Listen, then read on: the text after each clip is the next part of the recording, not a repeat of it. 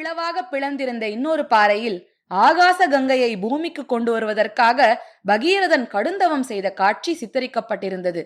அவனுடைய தவ மகிமையினால் கவரப்பட்ட தேவர்கள், முனிவர்கள் எல்லாரும் வந்து இருபுறமும் நிற்கிறார்கள்.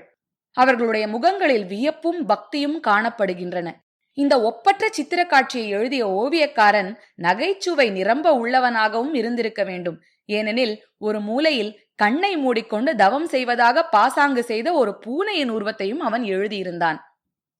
இந்த மாதிரி எத்தனையோ அற்புத சித்திர காட்சிகள் ஒவ்வொரு பாறை முகப்பிலும் காணப்பட்டன. இந்த காட்சிகளை பார்த்து கொண்டு ஸ்திரீகளும் புருஷர்களும் சிறுவர் சிறுமிகளும் கும்பல் கும்பலாக அங்கும் இங்கும் போய்க் கொண்டிருந்தார்கள். அவர்கள் எல்லாரும் பட்டு பட்டாடைகளை அணிந்து திவ்ய ஆபரணங்களை பூண்டிருந்தார்கள். ஸ்திரீகளின் கூந்தலில் மலர் சூடியிருந்தார்கள். புருஷர்கள் கழுத்தில் பூ மாலைகளை அணிந்திருந்தார்கள். எங்கே பார்த்தாலும் ஒரே கோலாகலமாகவும் குதூகலமாகவும் இருந்தது. ஜனங்களின் குதூகலத்தை அதிகப்படுத்துவதற்கு சித்திர காட்சிகளை தவிர இன்னும் பல சாதனங்களும் அங்கே இருந்தன. ஆங்காங்கு வாழை மரங்களாலும் தோரணங்களாலும் அலங்கரிக்கப்பட்ட சிறு சிறு பந்தல்கள் காணப்பட்டன. அந்த பந்தல்களில் இசை விருந்துகள் நடந்து கொண்டிருந்தன. ஒரு பந்தலிலிருந்து வீணையின் ஒலி எழுந்தது. இன்னொரு பந்தலிலிருந்து குழலோசை வந்து கொண்டிருந்தது. வேறொரு பந்தலில் வேதியர்கள் சாமகானம் செய்து கொண்டிருந்தார்கள். மற்றொரு பந்தலில் ஓர் இசை புலவர் அப்பர் பெருமானின் தேவார பதிகங்களை கல்லும் கனிய பாடிக்கொண்டிருந்தார். ஜனங்கள் அவரவர்களுக்கு இஷ்டமான இடத்திலே போய் நின்று சித்திர காட்சிகளையும் இசை விருந்துகளையும் அனுபவித்துக் கொண்டிருந்தார்கள். ஆங்காங்கே அமைக்கப்பட்டிருந்த தண்ணீர் பந்தல்களிலும் கூட்டத்துக்கு குறைவில்லை.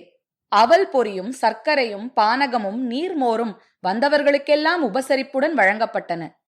இவ்விதம் கண்ணு கெட்டிய தூரம் ஒரே ஜலசமுதிரமாய் தோன்றியதாயினும் அந்த ஜனத்திரளுக்கு மத்தியில் ஓரிடத்தில் மிகவும் நெருங்கிய ஜனக்கூட்டம் காணப்பட்டது.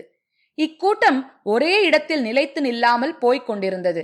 அந்த காட்சியானது சிறு சிறு அலைகள் எழுந்து விழுந்து கொண்டிருக்கும் சமுத்திரத்தில் ஒரே ஒரு பெரிய அலை மட்டும் தொடர்ச்சியாக போய்க் கொண்டிருப்பது போல் தோன்றியது.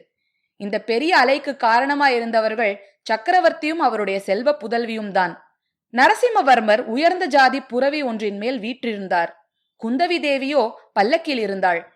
இவர்களுக்கு முன்னாலும் பின்னாலும் கூட்டத்தை விலக்கி வழி செய்வதற்காக ஒரு சில வீரர்கள் மட்டுமே சென்றார்கள். அவர்களுக்கு சற்று முன்னால் சக்கரவர்த்தியின் வருகையை அறிவிப்பதற்காக ஒரு பெரிய ரிஷபத்தின் மேல் முரசு வைத்து அடித்துக் கொண்டு போனார்கள். ஜனத்திரளுக்கு இடையே சென்று கொண்டிருந்த இந்த ஊர்வலம் ஆங்காங்கு நின்று நின்று போக வேண்டியதா இருந்தது. சித்திர காட்சிகளை பார்ப்பதற்காக சக்கரவர்த்தி நின்ற இடங்களிலெல்லாம் அவர் மேலும் குந்தவி தேவியின் மேலும் பூமாரி பொழிந்தார்கள். நறுமணம் பொருந்திய பனி நீரை இறைத்தார்கள்.